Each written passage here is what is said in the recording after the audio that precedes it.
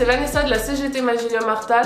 Le 17 mars dernier, nous étions 40 salariés à débrayer à se réunir en assemblée générale dans le cadre des NAO. C'était une grève historique, c'était une grève pour nos salaires et c'était une grève féministe parce qu'après avoir ouvert la porte à l'instauration des congés menstruels dans l'entreprise qui était une des revendications principales de nos assemblées générales parce que nous, on considère que si nos règles nous empêchent de travailler, c'est à l'entreprise de s'adapter et c'est pas à nos corps, la direction nous a refermé cette porte au nez sans explication et sous simple veto du PDG. Depuis 3 ans, on s'organise en assemblée générale pour discuter ensemble de nos préoccupations et élaborer nos revendications.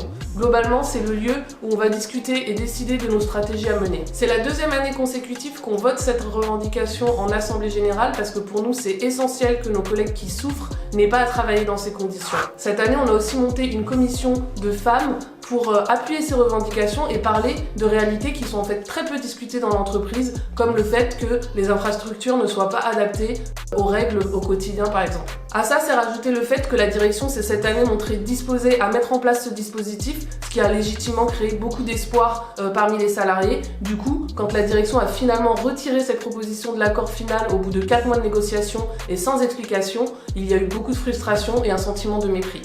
Pour nous, salariés qui avons organisé 6 assemblées générales, avons élaboré un cahier de revendications de 11 pages, cette décision unilatérale de la direction, c'est clairement du mépris.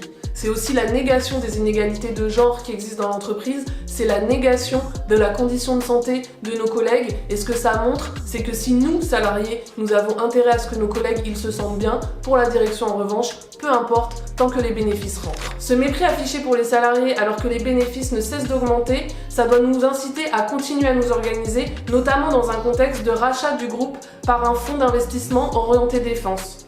Dans un contexte de montée militariste, de montée des tensions guerrières, nous ingénieurs, on doit choisir ce qu'on veut produire et comment on veut le produire. Notre science et notre technique doivent servir à améliorer nos vies et pas à les détruire.